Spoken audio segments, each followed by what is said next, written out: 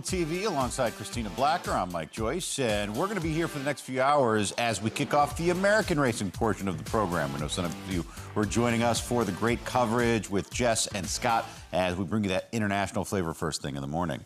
Yeah, big long shot in the big race as well. Congratulations to the connections out there. Looked like a very happy winner's circle. Good international racing to begin the day, but lots to look forward to this afternoon. Yes, stateside. From the July Cup and the Superlative and the coverage overseas, this side of the pond, we've got 7 live races this hour. Jess is still at Newmarket. We're going to check in with her. We'll recap some of the action, look forward to the 7th race there. And the opener at Ellis Park, not too far away. Anthony and Andy on site. Also, Andy B. Cone has a little rooting interest at Gulfstream later today in the Azalea. She does. The Azalea coming up later on today. Unchained Elaine will be there, and a very competitive field that she takes on in South Florida. Jess Stafford joining us from Newmarket. Hope you're a millionaire with those big prices that just came in. We've been watching the coverage all morning. What a day it's been. Yeah, what a day. Wow. I'm blown away. 66-1 winner of a Group 1 July Stakes. I have never seen it in my lifetime. And the placings were pretty big as well. 12-1, 40-1. The July Cup was a race to rewatch and to savor, especially for trainer Richard Hughes, his first Group 1 as a trainer.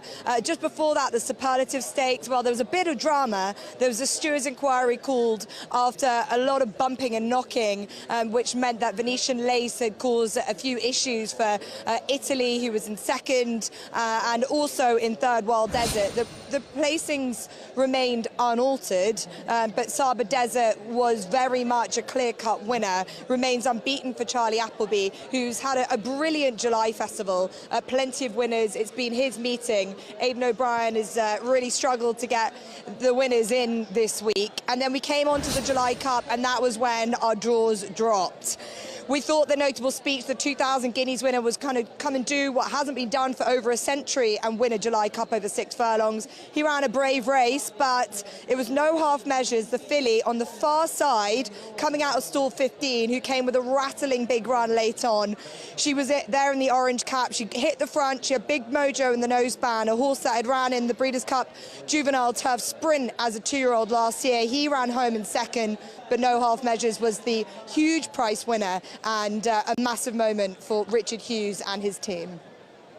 Yeah, no half measures with a fantastic performance there. The top 2 well clear of a blanket over those 3rd, 4th, 5th, and 6th place finishers. Jess, thank you so much. Fantastic work this morning. It's afternoon for you. I'm still on my 2nd cup of coffee, but brilliant as always.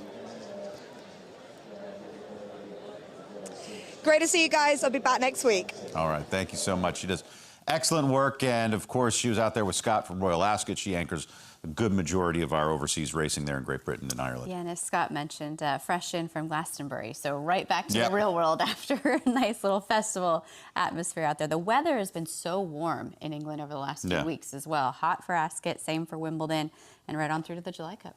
So let's take a look at some horses coming up later today. I want to jump to the 6th race at Ellis Park because hope springs eternal with a talented 2-year-old in the barn. And for Brian Lynch, they think Love a Little Mo might be something special. Yeah, this is a filly who's a daughter of Uncle Mo. She was a $675,000 purchase, Keeneland September sale back in 2024. She's out of a Frosted mare. Races for Flying Dutchman Stables and makes her career debut today at 9 to 2 on the morning line. And she has a special visitor in the barn, our very own Andy B. Cone.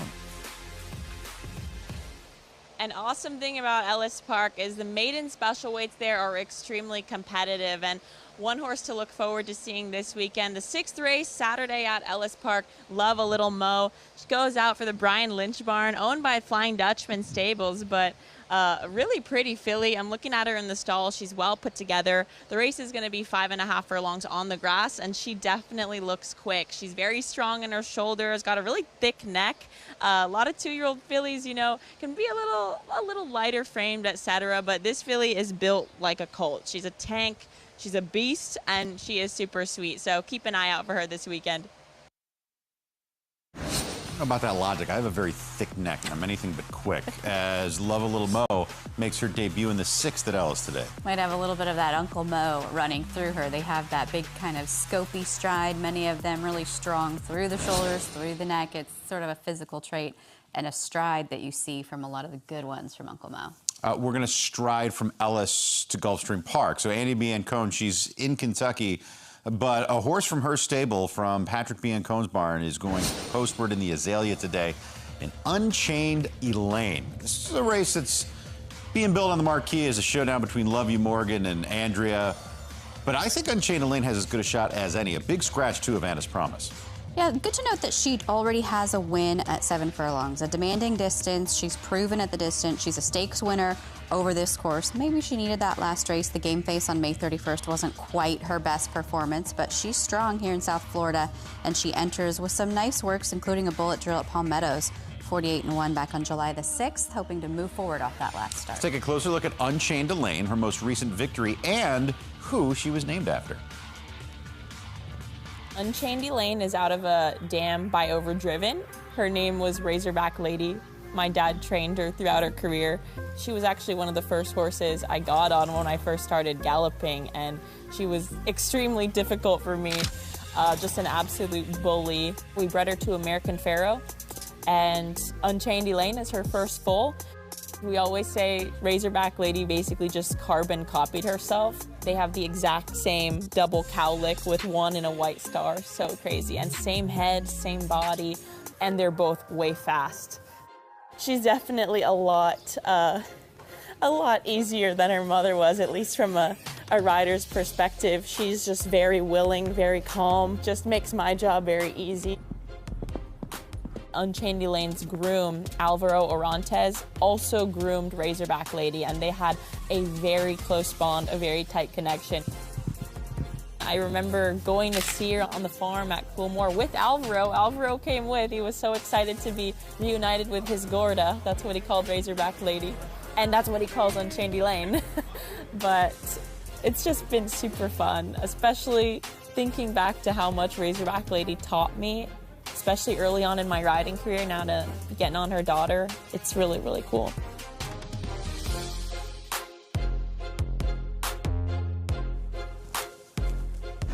It's a salty race when you look at that Azalea, but you and I both love thoroughgraphs. Only one other horse has run as fast as she has in her fastest number. So she does have that going for her, but some talented runners she has to take on. Yeah, talented runners, like you mentioned. Lovey Morgan from the inside seems to be improving really quickly. Her last 2 starts, very, very impressive. She has the rail. She has a little bit of speed. I don't know if she wants to be on the lead, but it will be a great race later on this afternoon, race 10, so you have quite a ways to go until the feature at Gulfstream. Safi was just using that last race as like a comebacker, thinking they're going to go 2 turns with Love You Morgan. She was so good sprinting, it's like, well, why don't we just take another $75,000 purse off the table while we're at it, because she seems to be talented. Yeah, I think when something's working, you don't necessarily need to make those changes, right? At any rate, that'll come up as race 10 today at Gulfstream Park. We will have their signal throughout the entire day. We're also running that money back special for you. Great day of racing out at Saratoga. Do check the scratches and changes and which races are still eligible for the money back special, because we do have some races off the turf. We do have some races that have scratched down to where you can only get money back for second. At any rate, do take a note. Racing.fanduel.com. You know how it works. $10 back for second or third on select races.